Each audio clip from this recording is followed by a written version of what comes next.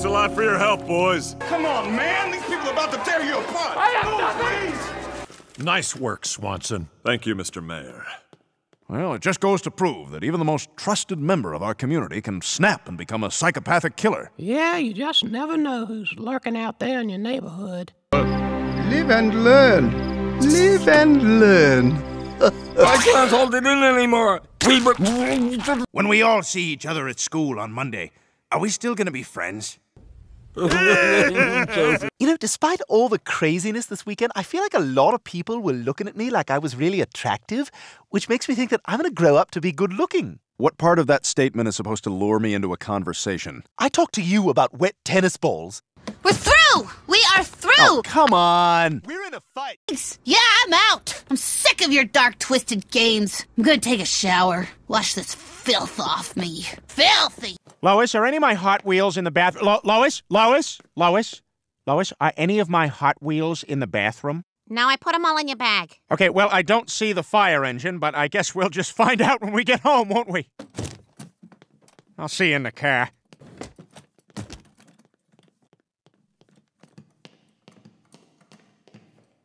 Hi, Diane. Oh, hi, Lois. How you doing? Yeah, I just thought I'd make sure you were okay. Oh, I'm managing. It's just so hard to believe you can work with someone for 15 years and yet have no idea who they really are or what they're capable of. Oh, I know, and I'm sorry. So, what happens now? Will you just anchor the news by yourself? I suppose, for the time being. Well, that's kind of exciting, right? You sound like my mother. She actually bought me this blouse for my first solo broadcast. I guess that's sweet, huh? I'm sorry, I don't understand. What do you mean? I mean, how could she have known you'd be anchoring alone? I mean, none of this happened until...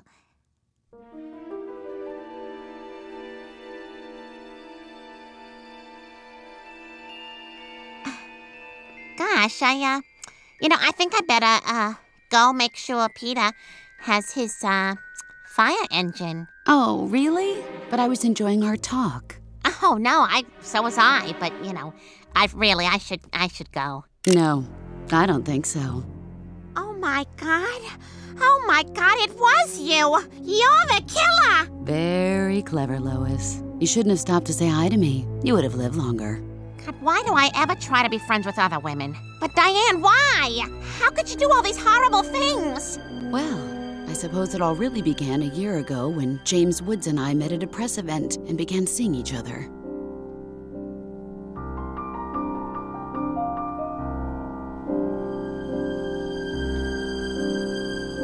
We both valued our privacy, however, so we agreed to keep it a secret from the media.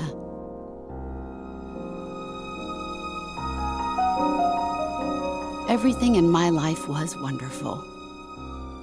But then a few months ago, I turned 40. It was hard for me to begin with, but it got worse when, not so coincidentally, Tom began pushing Channel 5 News to replace me with a fresh young face, and he succeeded. 3 weeks from now, I'll be off the air. Well, apparently all men think the same way because around the same time, James dumped me. I watched my career and my love life crumble, and I wasn't going to just stand by and take it. That's when I had the good fortune to meet a young news intern named Priscilla. She was so anxious to get into the reporting business and would have done anything to get on my good side. So I seized the moment. I paid her off to seduce James Woods and reel him into a relationship like a fish on a line. I knew a hot young woman like Priscilla could manipulate him into doing anything I wanted. At my direction, she persuaded him to become a born-again Christian and instilled him with the drive to bring together all the people he'd wronged. That's how this weekend came to pass. Of course, Priscilla knew nothing of my real intentions, but she played the part beautifully nonetheless. There's no way she could have known I planned to kill James Woods and frame Tom Tucker, thereby destroying the two people who cast me aside and ruined my life. Oh, my God. You're 40? Yes, I'm 40. But then why did you kill the others? It was all supposed to go so smoothly. The hidden gun goes off, kills James Woods, and at the first opportunity, I retrieve the gun and plant it in Tom's bag. James Woods is dead, Tom goes to prison. Nice and easy. But Stephanie got in the way. She was in James' chair at the wrong time. And when I realized my mistake, I had to improvise.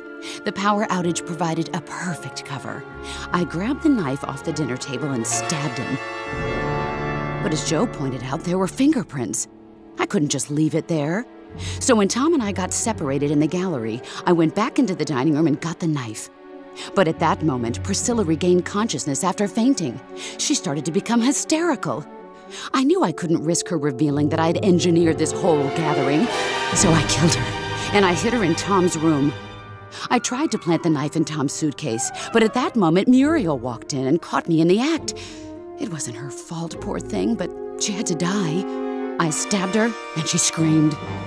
I had to leave the knife in her because I couldn't very well hide it on my person with everyone quickly closing in. So I wiped off the fingerprints and ran. I slipped in with the rest of the group when they all converged on the scene. I needed more time to finish my work framing Tom, but that's when Derek went out to the balcony. I couldn't let him contact the police before everything was in place, so I had to kill him too.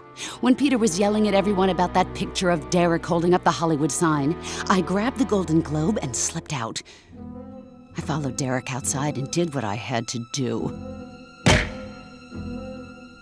I barely had enough time to plant the Golden Globe in Tom's room and run back downstairs, where I took advantage of the commotion and joined the crowd as they were all running outside. And the rest, well, you did all the rest for me. You turned on Tom exactly as I planned. So there it is, Lois. My God. But wait, there's one thing unaccounted for. What happened to Stephanie's body? Actually, that's the one thing I don't know. Damn it! Well, now you know everything, Lois. Which, of course, means I have to kill you. Oh, is you coming? I can't play my tapes without the key. Well, actually, Lois and I were just about to go for a quick walk, weren't we, Lois? We've been getting better acquainted. All right, well, just give me the key, please. All right, Peter, I'll get it. Don't put a gun in my back. I'm not. I'm just asking for the key. Give me the key. Peter, we've been married 20 years. Please recognize when I'm acting out of the ordinary because I'm in danger. Here you go. Here's the key, Pete. Why is she calling me Pete? We've been married 14 years. She never called me Pete. Why am I trying to figure this out when I could be listening to my tapes in the car? Bye! Shall we?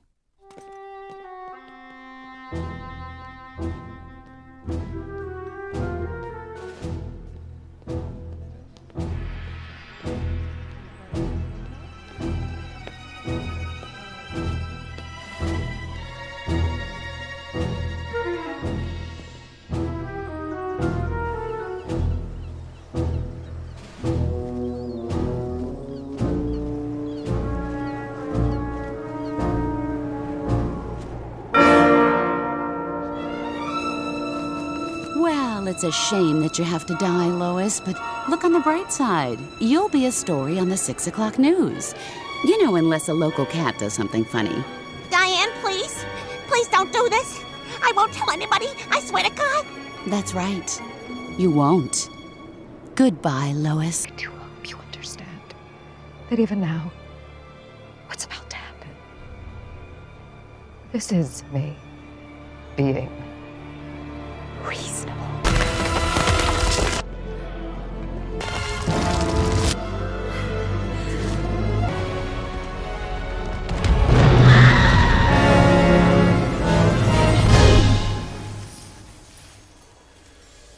Hello?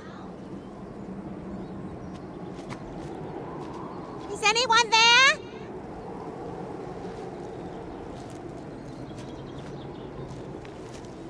Whoever you are.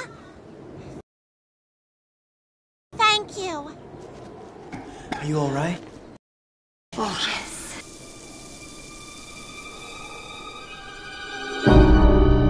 If anybody's gonna take that bitch down, it's gonna be me.